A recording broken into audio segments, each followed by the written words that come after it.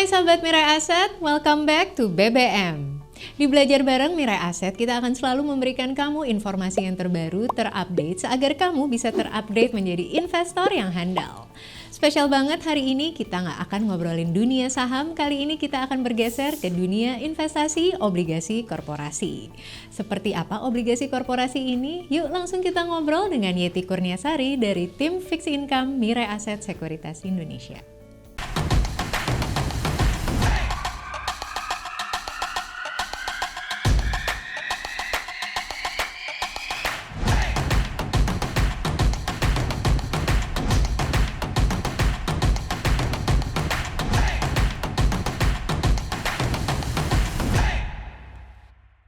Hai semuanya, it's BBM Showtime. Kali ini kita tidak hanya melulu membahas saham, kali ini kita akan mempelajari satu produk investasi yang bisa memberikan return pasti. Nah, karena kemarin baru aja nih BI menaikkan suku bunga BI rate menjadi 5,5%, tentunya gimana nih dengan kabar obligasi? Nah, obligasi ini juga sangat menarik. Karena kali ini kita akan mempelajari obligasi korporasi, yuk kita langsung ngobrol dengan Yeti Kurniasari dari tim Fixed Income Mirai Aset Sekuritas Indonesia. Hai Yeti. Hai Mbak Alia. Halo sahabat Mirai Aset. Jadi di antara adanya obligasi pemerintah, obligasi retail, ternyata yang paling kinclong dan wow nih obligasi korporasi ya? Betul Mbak Alia. Nah, coba mungkin dijelaskan nih ke sahabat Mirai Aset sebenarnya obligasi korporasi ini apa nih? Obligasi korporasi merupakan surat berharga yang diterbitkan oleh korporasi yang berbasis domestik. Obligasi korporasi diterbitkan oleh perusahaan swasta nasional, termasuk BUMN dan juga BUMD. Nah, penerbit obligasi akan membayarkan kembali pokok hutang beserta kupon pada saat jatuh tempo pembayaran dengan satu tingkat imbal hasil selama jangka waktu obligasi tersebut. By the way nih Yeti, yang namanya berinvestasi, walaupun produk investasi ini bisa memberikan imbal hasil yang pasti, ada baiknya kita tetap tahu risk and reward-nya.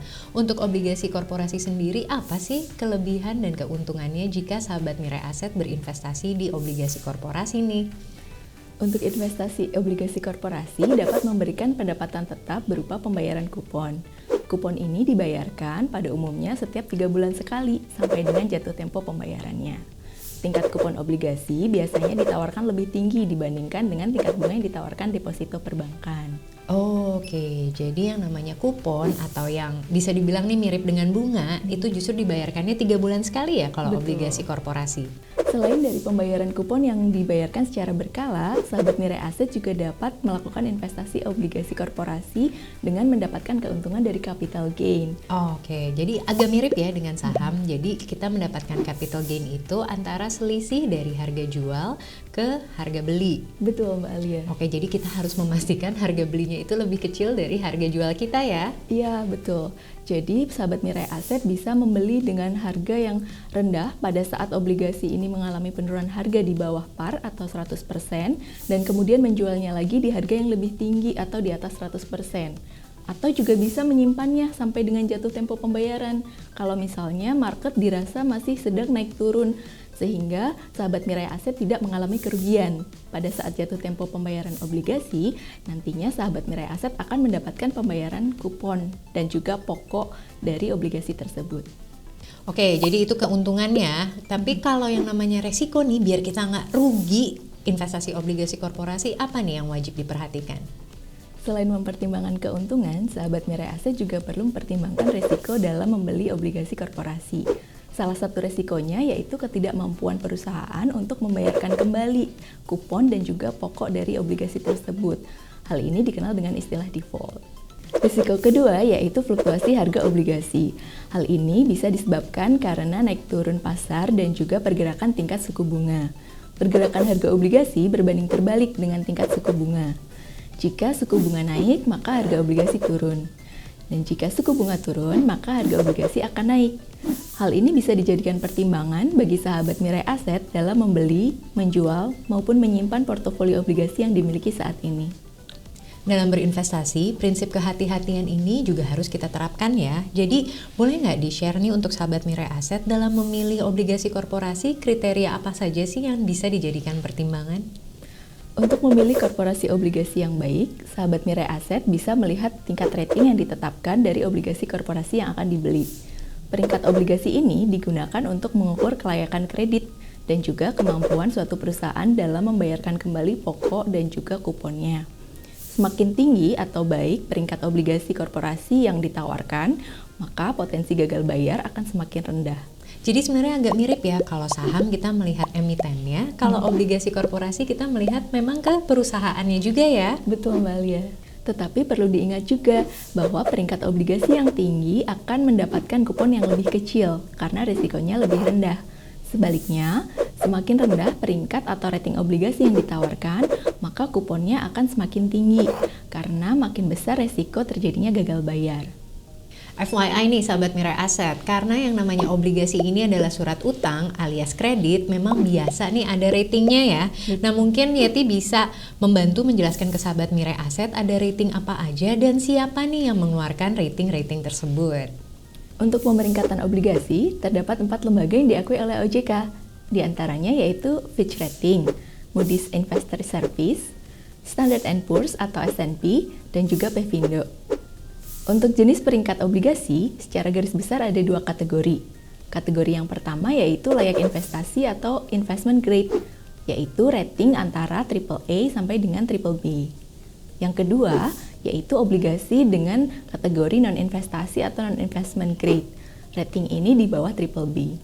Oke, jadi kalau kita mau berinvestasi obligasi korporasi, sebenarnya tujuan kita mengetahui investment grade ini untuk apa sih? Perusahaan yang memperoleh peringkat obligasi pada investment grade, artinya kondisi keuangan perusahaan tersebut merupakan kondisi keuangan yang baik atau kuat. Perusahaan juga memiliki tingkat profitabilitas dan laba yang baik, sehingga dapat memberikan rasa aman bagi investor dari adanya kerugian ataupun gagal bayar. Peringkat obligasi layak investasi atau yang dikategori investment grade dipandang sebagai investasi yang aman dan stabil, karena perusahaan diyakini mampu membayarkan pokok dan juga kupon secara tepat waktu. Sedangkan peringkat obligasi yang ada pada kategori non-investment grade merupakan obligasi yang bernilai spekulatif. Peringkat obligasi semacam ini dianggap sebagai investasi yang memiliki risiko tinggi, karena ada masalah dengan likuiditas sehingga kemungkinan ada terjadinya gagal bayar. Namun, obligasi dengan peringkat non-investment grade ini seringkali menarik bagi investor karena memberikan imbal hasil yang cukup tinggi. Ternyata seru banget ya belajar obligasi korporasi karena ternyata bisa memberikan imbal hasil yang pasti dan kita udah tahu nih mana kira-kira obligasi yang bagus ya. Untuk sahabat Mirai Aset yang ingin berinvestasi obligasi korporasi, cek langkah-langkah berikut dan kamu mulai bisa memilih obligasi korporasi apa yang cocok di portfolio kamu.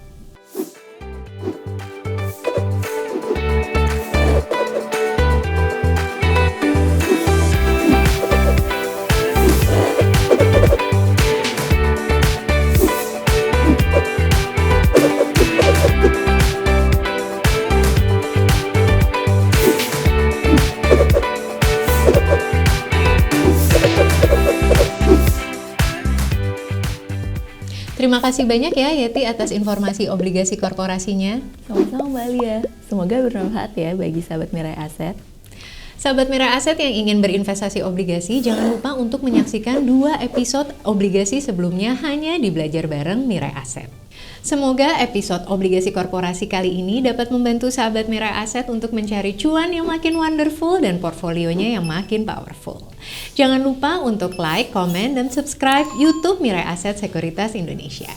Sampai jumpa di episode BBM selanjutnya dan pastinya happy cuan!